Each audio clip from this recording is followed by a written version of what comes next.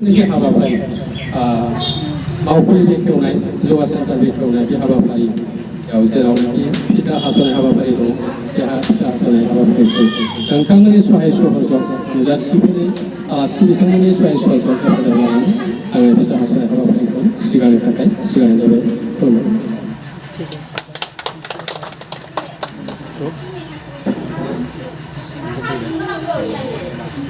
Kembali, saya baru kembali.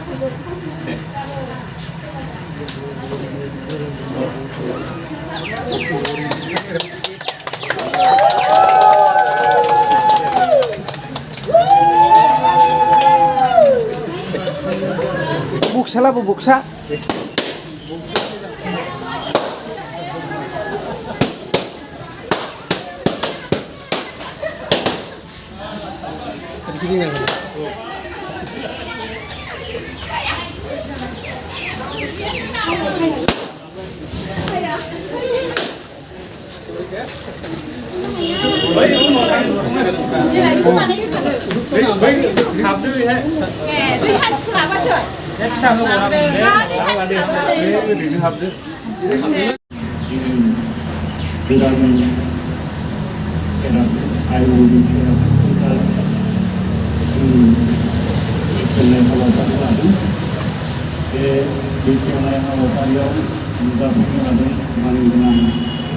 Borobazar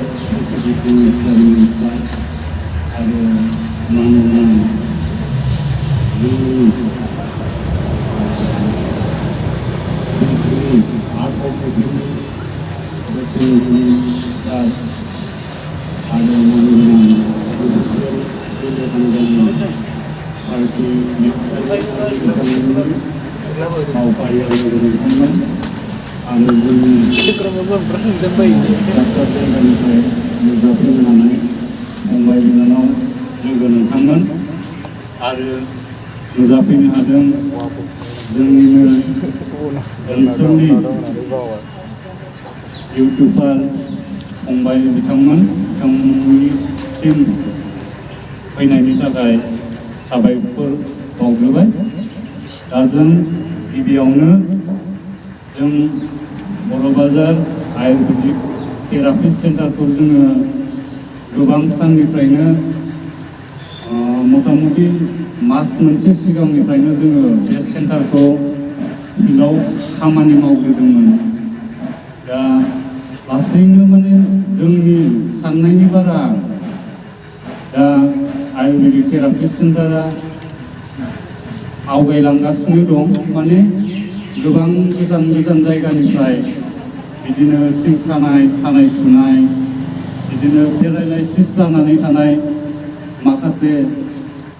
बेमाराव भुगिनांनाय बिथांमोनहा treatment लानानै एसेबाबो मोजां मोनलांदों आरो बिनि फिथाइखौ जों मोनगासिनो दं। दा जोङो सिगाङाव बर'बाजार ब्लकनि साखाथियावनो मोनसे फिसा रुमाव जोङो सोलिदोंमोन। दा जोङो नामचिपारा गामिनि मानगोनां दारासिं दैमारिनि न'आव जोङो मोनसे थेरापि सेन्टारजों आरोबाव जोङो बेयाव गायसंफैबाय। दा बेयाव जोङो माखासे गोजान गोजाननि कार्बि आंलं, बिदिनो बाक्सा, उदालगुरि गोबां जायगानिफ्राय जोंखौ कल बानायदों। माने बिथांमोना थानो थाखाय माखासे उसुबिदा, माने नांगौ जानायलाय जोङो जाहाथे बे जोंनि दारासिं बिथांनि न'आव जोङो भारा हिसाबै एसे जाहाथे माने गोजाननि बेमारिफ्रा बेमार फाहामनानै मोजां मोनसे गावनि देहाखौ मोजाङै मोजां फाहामलांनो हायो। बेनि थाखाय जोङो बे थांखिजों दिनैनि जोंनि थेरापि सेन्टारखौ खुलिदों। नाथाय जोंनि थांखिया नङा जे रांखान्थि आरजिनायनि, बेयाव गोबां खस्थ'नि गेजेरजों बे थेरापि सेन्टारखौ जों खुलिदों। बेनि गेजेरावनो गोबां समाजनि मानसिफ्रा कमेन्टआ माने गाज्रिबो होयो मोजांबो होयो दा जोङो गाज्रिखौबो मोनसे आशीर्बाद होननानै साननानै लादों दा समाजनि खामानि मावनायाव गोबां बेबायदि बुंग्रा मानसिबो थायो दा बेखिनियावनो जों बेखेवनाय हाबाफारिखौ आखायाव लादों बिनि सिगां जोङो बेखेवगोन मानगोनां पिसिडिसिनि चेयारमेन कातिनाथ बर' सारखौ गावनि सिनायथि होनायजों लोगोसे गांसे आर'नाइजों बिथांखौ बरायहोनो थाखाय खावलायनाय जाबाय।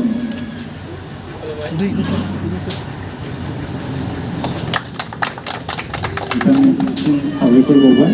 दा जोंनि गेजेराव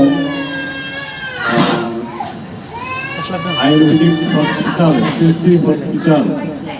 बेंगालुरुनिफ्राय बिथाङा ट्रेनिं लानानै फैनाय बिथाङा खमैबाबो 8 बोसोरसो हस्पिटालावनो खामानि मावो बिथाङा गोबां एक्सपिरियेन्स दं दा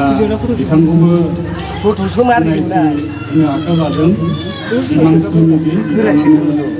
जोंनि थेरापिस्ट फोरोंगुरु दा बिथांनिसिमबो साबायखर बावबाय बेखेवनाय हाबाफारिखौ मानगोनां चेयारमेन सारखौ दिनैनि हाबाफारिखौ बेखेवनो थाखाय खावलायनाय जाबाय।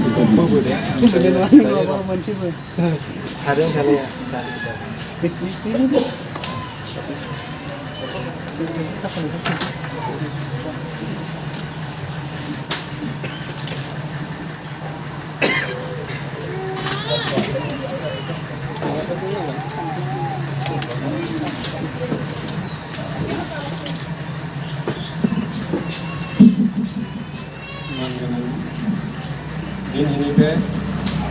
बर'बाजार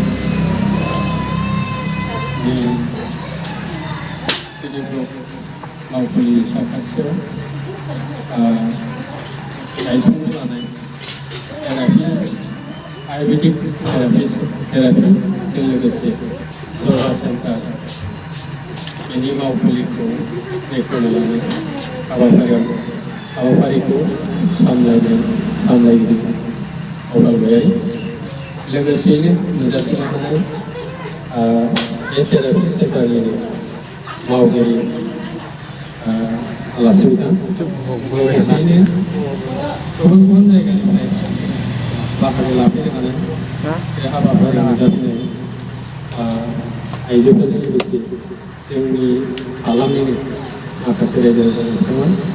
गिबियावनो आङो फुंबिलिनि जोंनि गोसो गोरबोनि हामलायनायखौ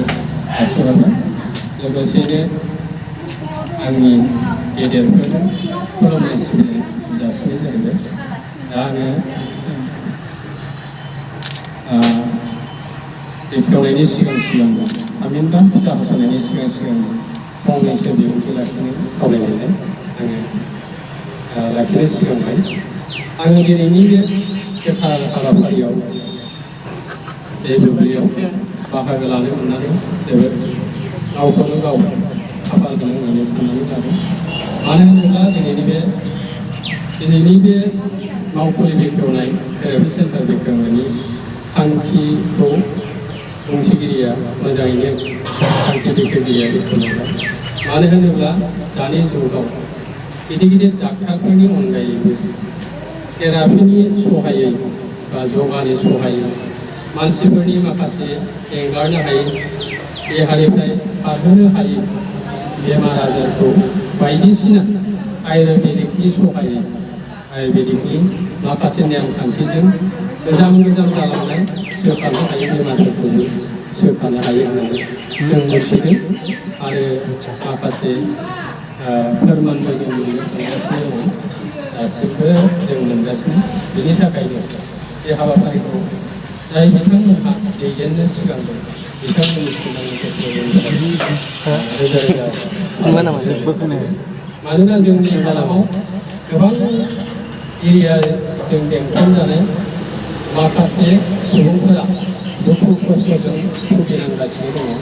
बेनि थाखायनो जाहाथे बिथांमोननि थांखियारि नोजोरजों मावजानाय हाबाफारिफ्रा मोगथां महर मोनो आरो बयबो रायजो राजाफ्रा बेनि गेजेरजोंनो बेमार आजारनिफ्राय बारग'नो हायो बेखौ आं आसा थिबाय